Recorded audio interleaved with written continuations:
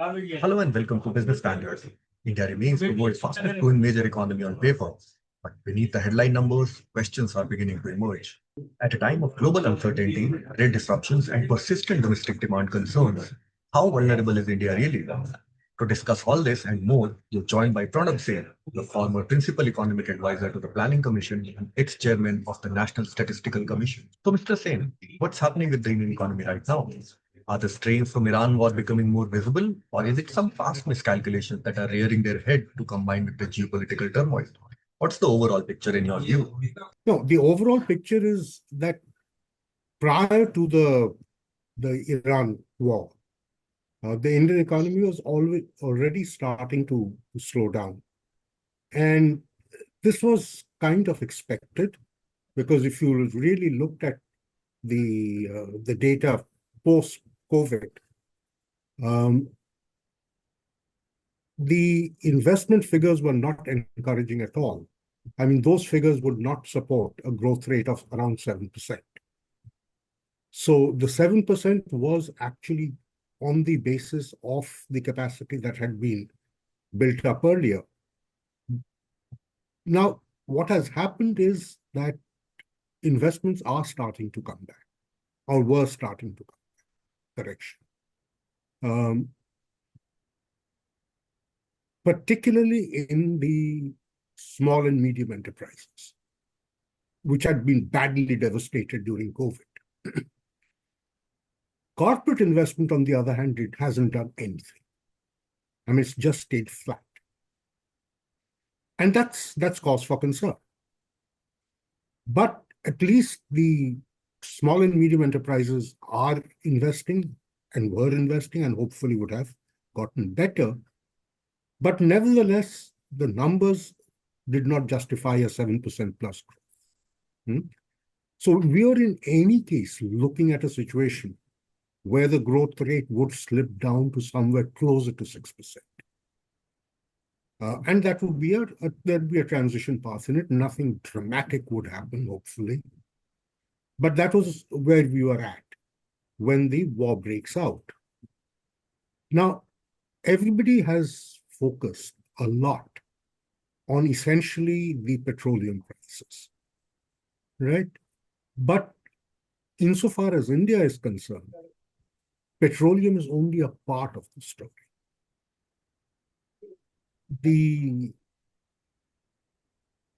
That entire region, and particularly the transport routes in that region, are critical for a number of products. Petroleum, for sure, natural gas, fertilizers. So there's a whole host of imports that pass through that area, Hormuz and Bab el-Mandeb. So those are the effects that people are not really talking about. Petroleum prices, we know what has happened.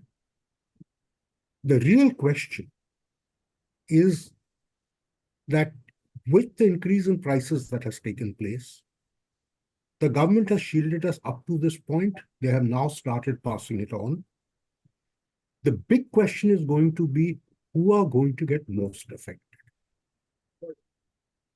That is which activities, which industries have the ability to pass on cost increases. Okay?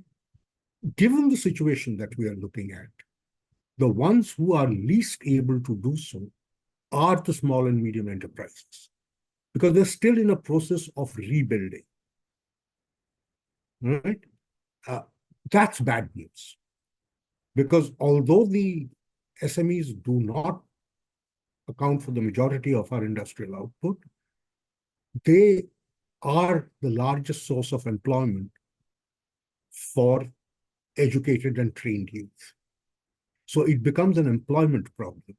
And then if there's an employment problem, it then spills on to the consumption side. Okay? So that's what we are looking at now. Then you have the fertilizer problem.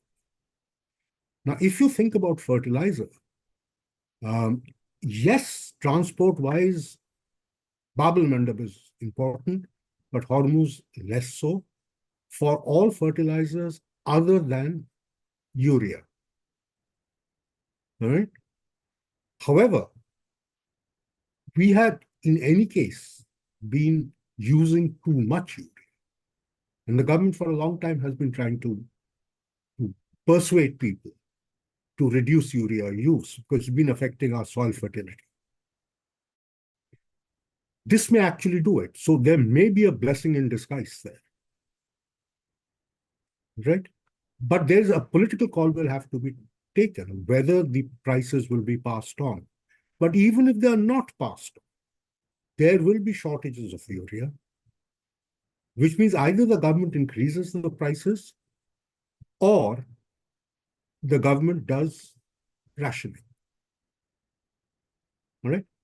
One way or the other, urea consumption will come down. Which would be a better method? The data tends to suggest that maybe, just maybe, this is a situation where rationing may in fact be the more preferable way of coping with the problem. The government's recent austerity measures and expenditure controls have raised eyebrows.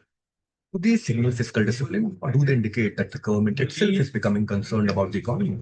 No, government is certainly concerned about the economy. But if you look at the measures, a lot of those measures are in order to address the balance of payment strain that we are having. Okay. Now, as far as the balance of payments problem is concerned, it's not that our current account deficit is out of whack. It's not. I mean, it's still less than 2%. And, traditionally, we haven't worried too much about the current account deficit until it crosses 3%. So we still have some wiggle room there, right? The real problem is that there has been a flight of portfolio capital, of finance capital.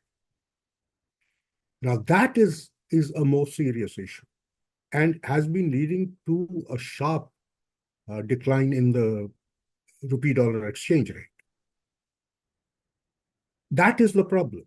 So what is happening is you've got a dollar price increase that's happening globally because of the Gulf situation. Added on top of that is a depreciating rupee, right? Which means that the rupee price has gone up much higher than global prices have. And that is a cause of concern because although this is in any case a contractionary shock that we are seeing, but the point is that if prices are raised and then allowed to spiral into an inflationary process, we are not there yet, but we could be. It depends upon how the situation is managed. But if it does, then we could be looking at inflation going well beyond our threshold limits. India has faced slowdowns before. What buffers does the economy still have today, whether in terms of reserves, banking stability, or policy space, which could prevent a deeper crisis? Well, in terms of the internal systems, they are all right. I mean, they haven't been damaged, right? The real problem comes from the external side, because as a country on our balance of payments, particularly as far as our imports are concerned, we don't have too much flap. I mean, our imports of consumer goods, which are the ones which are the easiest to cut and should be cut in a crisis like this, is very low. So whatever fall that takes place in our imports are going to be of what are essentials, and particularly our inputs of various kinds. Petroleum being, of course, the most obvious example, but we import a lot of inputs, whether it's raw materials or components. So the production effect of this is actually worse than the consumption effect. But it can spiral onto the consumption side if you're not very, very careful. Final question is then, for both policymakers and ordinary citizens, how worried should they realistically be about the Indian economy over the next 2 to 3 years? I mean, are we looking at a temporary slowdown or there are signs of a deeper structural problem? Well, you see, this is the point. I think the question we should have been asking, and this has nothing to do with the Gulf War, it precedes it by several years, is why has corporate investment remained so subdued? Why is it not recovering? I mean, there's clearly an internal story to be told there, which needs to be ferreted out and talked about. So then my final question is, and this is more for the common ordinary citizens, that for both policymakers and more for ordinary citizens, how worried should we be about the state of the economy in the near to medium term future? Are we looking at a temporary slowdown or signs of a deeper structural problem which will create bigger problems ahead? Well, that depends on how long this issue persists. Because the longer it persists, the worse will be the situation for the global economy. And if the global economy starts slowing down and continues to slow down, that will pose a whole bunch of challenges for us, which at the moment we haven't had to face because exports have gone up. And so we managed to keep our balance of payments under control because of increased exports. But this is going to become worse and worse.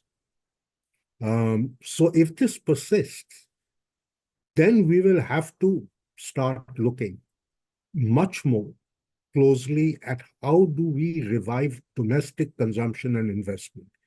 In a sense, accept the external reality and say that this is a situation where an inward-looking import substitution policy may not be a bad idea.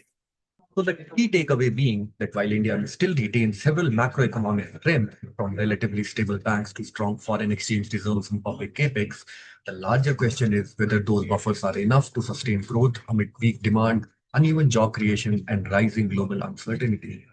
Mr. Sen, thank you so much for joining us and sharing your insights on a conversation that will likely become even more important in the years ahead.